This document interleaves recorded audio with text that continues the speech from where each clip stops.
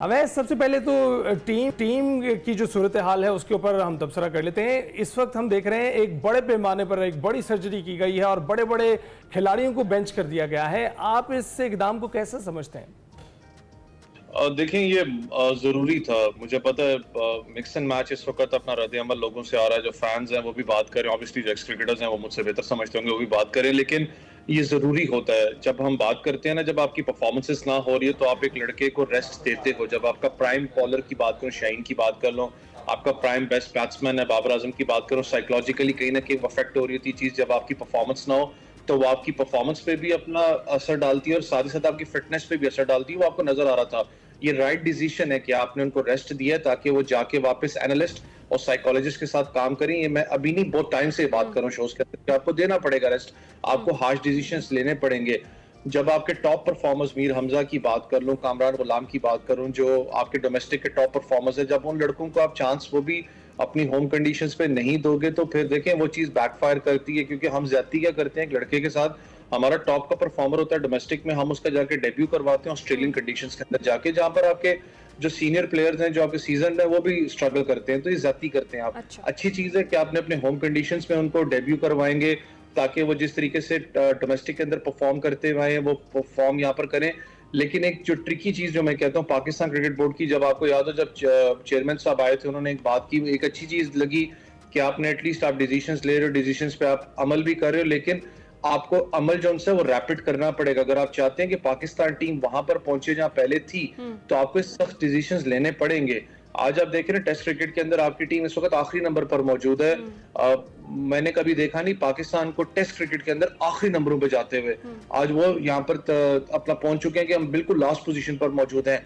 ये instability Pakistan cricket board ने पैदा की थी प्लेयर्स के बीच में, फैंस ने नहीं पैदा की, ना अपना किसी क्रिकेट एनालिस्ट ने पैदा की है, आपने खुद पैदा की थी। कप्तान इतने आपने चेंज किया, आपने इतनी ज्यादा छेड़छाड़ टीम के साथ की कि आज आपके सामने जितनी इंस्टेबिलिटी पैदा हुई हुई है।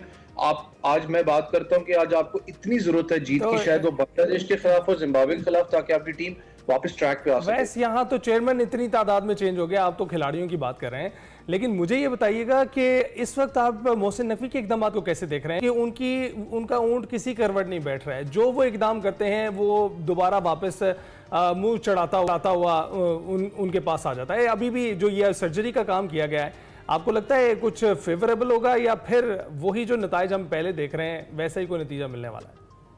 देखिए, चेयरमैन पाकिस्तान क्रिकेट बोर्ड आपको पता है एक ऐसी पोजीशन है जिसमें आपको बेशक आप इंटीरियर मिनिस्टर भी हैं, वो पावरफुल पोस्ट है, लेकिन मैं कहता हूं जो पाकिस्तान क्रिकेट बोर्ड का चेयरमैन होता है उसको दिमाग से बेचारा वो आधा फारिग हो चुका होता है। क्योंकि जितना उसने प्रेशर को अपना बिल्ड करना है, इतना शायद इंटीरियर मिनिस्ट्री के अंदर उसके पास प्रेशर बिल्ड ना होता हो। क्योंकि मीडिया प्रेशर भी देखना है आपने, फैन प्रेशर भी देखना है, फिर प्लेयर प्रेशर भी आपने देखना है, तो it's not an easy job. फिर उसके बाद इनके पास इतनी मल्टीपल अपना आपको पता है एंगेजमेंट्स, अब वो एसीसी के सदर भी बनने वाले एशियन क्रिकेट काउंसिल के, तो आई डोंट नो कि किस तरीके से इसको लेके चलते हैं। लेकिन जो सबसे बड़ा जो इशू मुझे हमेशा नजर पाकिस्तान क्रिकेट बोर्ड में आया है, हम लोग आज भी उसी पुराने तर्ज पे चलते हैं कि हम लोग कोशिश करते हैं कि एक्स क्रिकेटर या कोई बड़ा जो क्रिकेट के अंदर नाम, चाहे अलीम डार साहब की, मैं ये नहीं कह रहा कि उनको क्यों सिलेक्ट किया गया सिलेक्शन कमेटी में, बल्कि आपको पता है बहुत से उस पर भी तहफ़्फ़ुज़ात है लोगों के भाई किस लिए सिलेक्ट किया गया, कि आप उनको चूज करते हो। आप ये नहीं देखते हो कि यार जरूरी नहीं है कि सिलेक्शन कमेटी हो या बंदा जो क्रिकेट की आपको चीज जो बता रहा हो कि यार ये सेटअप चल सकता है, ये सेटअप चल सकता है, कि एडमिनिस्ट्रेटर अच्छा हो। हम लोग कोशिश ये नहीं करते कि हम लोग आउटसाइड द बॉक्स जाके भी सोचें। फॉर एग्जाम्पल की बात मैं करता हूँ, रेहानुल हक पहली दफा जिंदगी में पाकिस्तान क्रिकेट बोर्ड ने एक बैरियर तोड़ा कि उसको टीम मैनेजर बनाया, क्योंकि उसका क्रिकेट सेटअप बहुत अच्छा था, उसके प्लेयर्स के साथ उसका दिमाग भी मैच करता था। फिर दूसरी बात, उस बंदे को खुद पता था कि क्रिकेट बोर्ड से अगर निकाला गया तो मुझे जॉब्स की कमी नहीं है, कि वो सिक्योर था। उसको पता है कि यार मैंने अपना काम करना है। मसला ये होता है क्रिकेट बोर्ड में जो इस वक्त लोग लगे हुए हैं उनको जॉब्स का बेचारों को परेशानी है कि यार यहाँ से निकले तो आखिर जाएंगे कहाँ। ये मसला होता है। फिर वो जिसमें करते हैं जी सर आप बिल्कुल बात ठीक कर रहे हैं, वो हार्श डिसीजंस नहीं लेते, वो वाले डिसीजंस नहीं लिए जा सकते। अच्छा वैसे जिस तरह से फखर जमान ने भी मशवरा दिया, उन्होंने कहा जी पिंक बटन ना दबाएं और बाबर आजम को इस तरीके से ड्रॉप ना किया जाए, उन्हें कोहली की तरह सपोर्ट किया जाए। तो अगर हम देखें कोहली भी हुए थे आउट ऑफ फॉर्म, तो उन्होंने 1 साल का रेस्ट किया, फिर दोबारा वापसी और फिर शानदार कमबैक किया। तो आपके ख्याल में बाबर को भी खुद ही नहीं चले जाना चाहिए था रेस्ट पर? क्यों बोर्ड के फैसले के वो मुंतजिर थे? देखिए, जो आपने बात की ये अच्छी बात है, लेकिन अगर हमारे प्लेयर्स के अंदर दिमाग में ये बात है। मैंने कहा ना कि हम लोग एक चीज हमें भी समझनी पड़ेगी, जब तक हम भी खुद खेलते हुए नौजुबिल्ला हम किसी को कुछ समझते नहीं थे, झूठ नहीं बोलूंगा, ये चीज होती है क्योंकि आपके साइकोलॉजिकल एक चीज बनी होती है आपके दिमाग में। आपको प्लेयर भी आपको समझना चाहिए कि यार मेरी परफॉर्मेंस नहीं हो रही, मुझे थोड़ा सा साइडलाइन होना चाहिए, साइकोलॉजिकल बेशक वो रेस्ट करूं या जो भी करूं, मुझे साइडलाइन 1-2 सीरीज भी आप हो जाए ना तो लिटरली आप फ्रेश माइंड के साथ वापस आते हैं। Exactly. हमारा वो कल्चर नहीं है।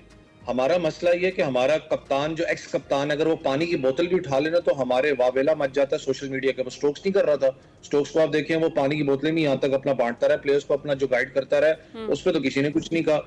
बाबर की बात करो, बाबर आजम का मसला ये है कि बाबर आजम की इतनी ज्यादा फैन फॉलोइंग ऑब्वियसली बनती भी है, जो उसने परफॉर्मेंस दी है, सारा कुछ दिया, लेकिन कहीं ना कहीं शायद पाकिस्तान क्रिकेट बोर्ड एक चीज उसको बताना भूल गए कि भाई फैन फॉलोइंग अपनी जगह, लेकिन जब आपकी परफॉर्मेंस नहीं होगी, पाकिस्तान पहले, तुम पहले नहीं हो, पाकिस्तान टीम मेरे लिए पहले है।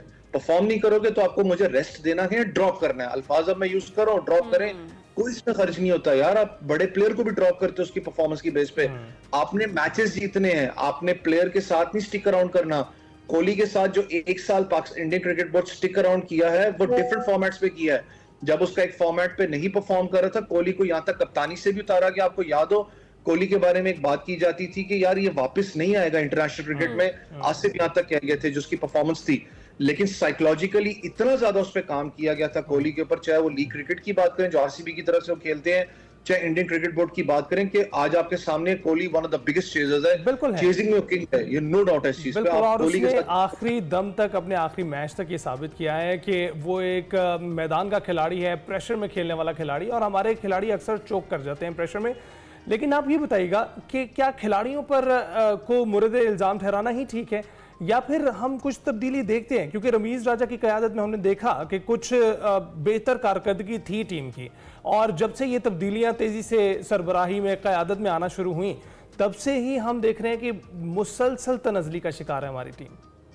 देखिए, अगर आप थोड़ा अरसे पहले चले जाएं, फिर मैं उसी चीज को कोट करूंगा। ये वही टीम है जिसकी हम बात करते थे कि वन ऑफ द जेलफ स्क्वाड आपको नजर आता। बाबर की कप्तानी में था ना, शाहीन भी था, नसीम भी था, सारे के सारे थे। वर्ल्ड टी20 के फाइनल भी आपने ऑस्ट्रेलिया में खेला, वर्ल्ड कप टी20 का आपने सेमीफाइनल भी आपने यूएई के अंदर खेला। ये वही टीम थी जो आपको एक जेलफ स्क्वाड नजर आता था। सब बात करते थे इस टीम के। फिर अगर आप पेस बॉलिंग की बात करें, सब बात करते थे one of the deadliest bowling attack है पाकिस्तान का। लिमिटेड ओवर्स की बात कर रहा हूं मैं, आप उसकी नहीं कहा। कंसिस्टेंसी या जो इंस्टेबिलिटी जो मैंने पहले भी आपसे बात की, क्रिकेट बोर्ड ने खुद पैदा की थी, कप्तानी चेंज करके, मैनेजमेंट इतनी, आपकी बिल्कुल बात ठीक थी कि इतने चेयरमैन चेंज हुए हैं यार। पता है कि मसला क्या होता है कि जब आपके चेयरमैन चेंज हो, पाकिस्तान क्रिकेट बोर्ड का अलमी है, अनफॉर्चुनेट है कि एशिया क्रिकेट की मैं बात करूं, ये होता है कि जब हुकूमत चेंज होती है, प्लेयर क्यों परेशान होता है, वो कहता है लो हुकूमत चेंज हुई, चेयरमैन चेंज होगा, वो अपने पूरा का तर्स लेके आएगा सारा सिस्टम। आज तक आपकी डोमेस्टिक अभी तक सिस्टम ही नहीं आप एक कर सके। आप अगर कहते हो ना कि मैंने ऑस्ट्रेलिया को कम्पीट करना है, इंग्लैंड को करना है, भाई उनकी 100 साल की है। आप इंडिया की बात करो, रणजी ट्रॉफी उनका 100 साल हो गया, वही सेटअप है, वो चेंज नहीं होता। हम लोग हर साल कुछ ना कुछ इम्प्लीमेंट करते हैं, हर 4 साल के बाद हमारी कोशिश होती है इम्प्लीमेंटेशन करनी। दूसरा सबसे बड़ा एक मसला ये होता है कि आप ऑस्ट्रेलियन कोच लेके आए हैं, उसको टाइम चाहिए क्योंकि इन सेटअप को समझते नहीं है। सबसे बड़ा जो इशू मुझे आज भी लगता है वो ये लगता है कि हमारे जो नीचे जो टीयर होती है, देखिए ना, आपका टीयर होता है डोमेस्टिक क्रिकेट का अंडर 19 का, जो कोचेस होते हैं उनका काम होता है कि वो इन्फॉर्मेशन पास करते हैं आपके हेड कोच को, क्योंकि हेड कोच बॉस होता है, पाकिस्तान नेशनल टीम का कोच है वो, उसको इन्फॉर्मेशन चाहिए डोमेस्टिक की। वो चीज नहीं, अपना उसके अंदर ट्रांसपेरेंसी नहीं होती, उसको प्रॉपर चीज नहीं बताई जाती, हाँ शायद उसको गाइड किया जाता है कि नीचे क्या परफॉर्मेंस हो रही है, क्या नहीं हो रही। इसलिए मैंने खुद जैसन गिलेस्पी का इंटरव्यू किया था जब वो पाकिस्तान क्रिकेट के लिए आए थे अपने शो के लिए, तो उन्होंने एक ही बात की थी, उन्होंने कहा था कि मुझे टाइम चाहिए डोमेस्टिक को समझने की, पाकिस्तान क्रिकेट को समझने की। मैं वो नहीं हूँ कि आऊं तो झाड़ू फेरूं तो एकदम सारा कुछ चेंज कर लूंगा, इट विल टेक टाइम, और आपको टाइम देना पड़ता है। हमारा मसला फिर एक ये पाकिस्तान क्रिकेट बोर्ड में, कप्तान यहाँ तक कोच, उसको ये नहीं पता होता कि अगली सीरीज के लिए मैं कप्तान हूँ या कोच हूँ, वो बेचारा उसी कश्मकश में मारा जाता है। तो ये बहुत सी चीजें हैं जो चैलेंजेस आपको खत्म करनी होगी। खाली प्लेयर्स को मुर्द इल्ज़ाम ठहराना आप कह रहे हैं कि दुरुस्त नहीं है। अच्छा, ये पीसीबी ने जो नई सिलेक्शन कमेटी का ऐलान किया है ओवैस, उसमें आकिब जावेद है, अजहर अली, और उनके साथ ही फिर अंपायर अलीम डार को भी शामिल किया गया है। अंपायर का सिलेक्शन कमेटी में जो इंतखाब है, इसको आप कैसे देखते हैं, कैसा तजुर्बा है ये? देखिए, अलीम डार की बात करूं, one of the finest umpires तो जरूर हैं, उन्होंने बहुत सारा पाकिस्तान को सर्व भी किया, लेकिन शायद अगर आप उनको डोमेस्टिक या यूथ क्रिकेट पे अगर आप कर देते तो मुझे समझ में आती है। अब आई डोंट नो कि क्या समझ के उनको यहाँ पर लाया गया है। अगर आप इंटरनेशनल क्रिकेट की बात करें कि उनको लाया गया है यहाँ पर, कि आप इंटरनेशनल क्रिकेट में पाकिस्तान टीम के आगे सिलेक्शन कमेटीज पे बात करें, मैंने कहा ना अभी तक इंस्टेबिलिटी है कि आपको समझ में नहीं आ रहा कि आपका पैनल होना क्या चाहिए। इसलिए मैंने कहा ना कि आउट ऑफ द बॉक्स भी शायद आपको कभी कभी जाके सोचना पड़ता है। चीमा की बात करें, चीमा को आपने रखा हुआ है यहाँ पर, उनका थोड़ा सा एक आपने चले अच्छा है कि आउट ऑफ द बॉक्स जाके सोचा कि वो एनालिस्ट अच्छा है कि उसको टीम के अंदर शामिल किया जाए। आकिब जावेद की बात करूं, आकिब भाई आपको पता है पाकिस्तान टीम का हिस्सा भी रहे हैं, लेकिन कोई आज सच उनकी परफॉर्मेंसेस नहीं थी, तो रोल तो डिफरेंट है। लेकिन मैं कहा ना मुझे समझ में नहीं आती कि आखिर पाकिस्तान क्रिकेट बोर्ड करना क्या चाह रहा है। जब हम सर्जरी की बात करते हैं तो सर्जरी सिलेक्शन कमेटी के अंदर भी होती है, जो आपके चले हुए कारतूस हैं उनको आप साइड पे करते हो। आप की तो है, वो कह रहे हैं जी नए सिलेक्टर्स ने आते ही जो टेस्ट के पुराने बुर्ज थे वो उलट दिए हैं, तो ये पहली सर्जरी हो गई। इसे आप बड़ी सर्जरी कह लें या छोटी सर्जरी कह लें, आगाज तो हो गया। अच्छा, ये जो अब बताया ये जा रहा है कि दूसरी टेस्ट के लिए बेन स्टोक्स की वापसी भी मुतवक्के है, और कहीं ना कहीं जो ग्रीन शर्ट्स हैं उनके लिए ये कैसा साबित होगा, क्योंकि बेन स्टोक्स की क़यादत में पहला जो मैच है वो नहीं खेला गया, और ऑली पॉप ने खेला, लीड किया टीम को, कैप्टन वो थे। और दूसरा ये कि ग्रीन कैप्स कहीं ना कहीं हमें थोड़े से ये नज़र आ रहे हैं कि मुल्तान की जो पिच है वो यूज्ड पिच है, तो उस पर स्पिनर्स के लिए ज़रा चांसेस होंगे, तो अच्छी गेम जो है वो शायद हमें देखने को मिल जाए। इस पर क्या कमेंट करेंगे? देखें, बेन स्टोक्स आपको पता है वो जो एक पूरा का पूरा फ्लेवर कैरी करते हैं, फ्लेवर कैरी करते हैं इंग्लैंड टीम के लिए, one of the finest allrounders है। अगर मैं गलत नहीं हूं तो मैं उनको फ्लिंटॉफ से भी ज्यादा रेट करता हूं इंग्लैंड के लिए, क्योंकि जिस तरीके से उन्हें सर्विसेज दी हैं, लीड फ्रॉम द फ्रंट है, फिर एक्सपीरियंस कैरी करते हैं, वो ज्यादा आपको स्टेबिलिटी ज्यादा नजर आएगी। इंग्लैंड की बॉलिंग लाइनअप की बात करें चाहे बैटिंग लाइनअप की बात करें, फिर सबसे जो मजे की चीज है विकेट, क्योंकि अभी तक तो ये खबर आ रही थी कि वही विकेट यूज होगी, स्पिनिंग ट्रैक थोड़ा सा होगा। इसलिए पाकिस्तान ने आपको पता है बहुत जल्दी में जो टॉप परफॉर्मर्स है डोमेस्टिक के स्पिनर्स, उनको अपना कैंप लगा के तो उनको इंक्लूड करने की कोशिश की। नोमान अली वापस आ रहे हैं, नोमान ने क्योंकि विकेट्स भी ब्रेक थ्रूज आपको लेके दिए हैं। लेकिन मैंने कहा ना कि मसला हमारा सारा का सारा वहां पर ही आ जाता है कि हमें बहुत देर से ख्याल आता है इन चीजों का, जब हमारे सर पे आके पड़ती है तब हमें ख्याल आता है कि यार लड़के निकालो जी, डोमेस्टिक के टॉप परफॉर्मर्स हैं। अच्छी बात है कि कामरान गुलाम भी है, दूसरे लड़के भी हैं, लेकिन याद रखिएगा साइकोलॉजिकल प्रेशर भी होता है लड़कों पे। क्यों? वो इस सिचुएशन में आप उनको बुला रहे हैं कि जब आपकी डू एंड डाई सिचुएशन है, जब पूरी दुनिया आपको जोन सा है वो इस वक्त क्रिटिसाइज कर रही है क्रिकेट कमेटी, तब आपकी जोन सा है ना वो साइकोलॉजिकल आप प्रेशर के अंदर होते हो कि यार सारा का सारा दारोमदार पूरा जो अवाम है उनकी नजरें हमारे ऊपर होंगी, जो नए लड़के आप सिलेक्ट करेंगे प्लेइंग 11 की मैं बात कर रहा हूँ, उनके ऊपर होंगी कि यार ये कैसे परफॉर्म करके देते हैं। कामरान गुलाम को तो सिलेक्ट करते हैं, फिर ड्रॉप कर देते हैं, फिर सिलेक्ट करते हैं, फिर ड्रॉप कर देते हैं। अवैस, बहुत शुक्रिया हमसे गुफ्तगू करने के लिए।